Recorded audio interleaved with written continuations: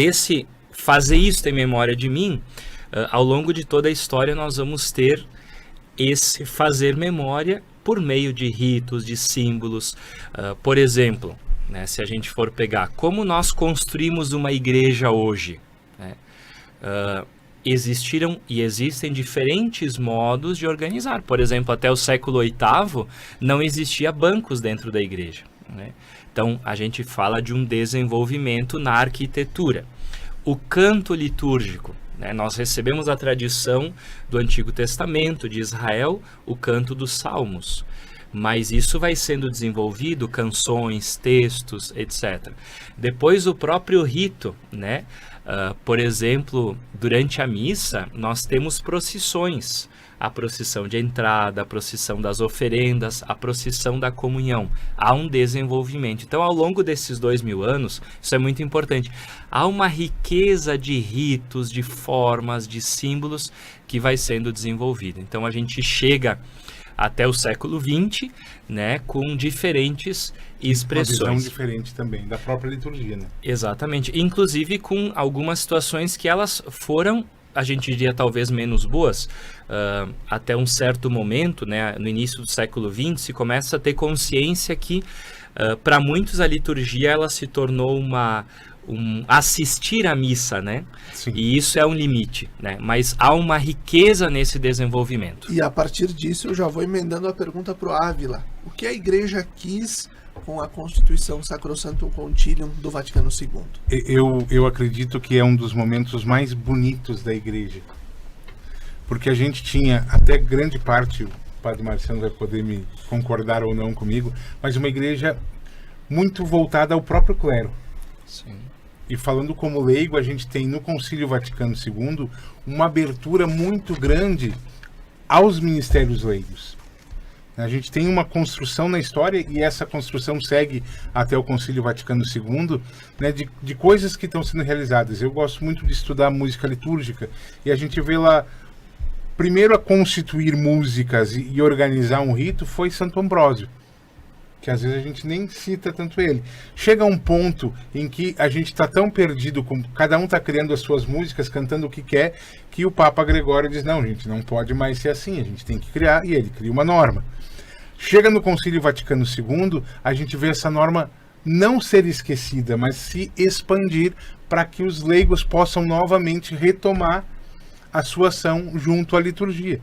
Então eu vejo no Concílio Vaticano II um olhar, como disse o próprio Papa, né, abrir a janela da igreja para que o Espírito Santo possa novamente, não que ele deixou alguma vez de iluminar, mas trazer um sopro novo, né, que é o próprio Cristo, que também é sempre novo, que nos faz olhar para o Concílio Vaticano II e dizer, olha, vocês todos venham celebrar. Aí se abre a língua vernácula, né, e é importante a gente sempre olhar para a liturgia com o olhar de que quando uma coisa nova vem, a gente não renega o nosso passado. Perfeito.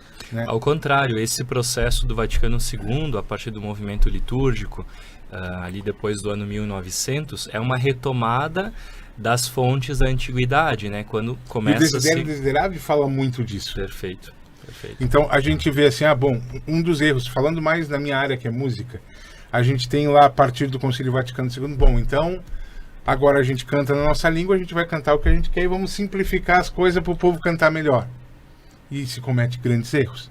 Aí nessa história aí, lembro de quando eu aprendi, como o Glória, que é um hino antigo, imutável, porque ele tem, às vezes a gente peca na liturgia por não conhecer a riqueza que a gente tem. O hino, por exemplo, o hino do Glória, ele é muito rico, ele traz muitos aspectos, ele é penitencial, ele dá glória, ele reivindica a Trindade, ele chama a participação do povo. E aí a gente simplesmente cortou isso e popularmente disse, não, vamos cantar o Pai, o Filho e o Espírito Santo, está valendo. Então, hoje o Desidério Desejável eu vejo que vem. Vamos ao Concílio Vaticano II e vamos ver o que é nossa raiz. Entende? Então eu acho que a questão do Concílio Vaticano II foi talvez uma das... Acredito eu que, respeitando cada concílio, foi o maior concílio em termos de buscar a própria igreja ser igreja.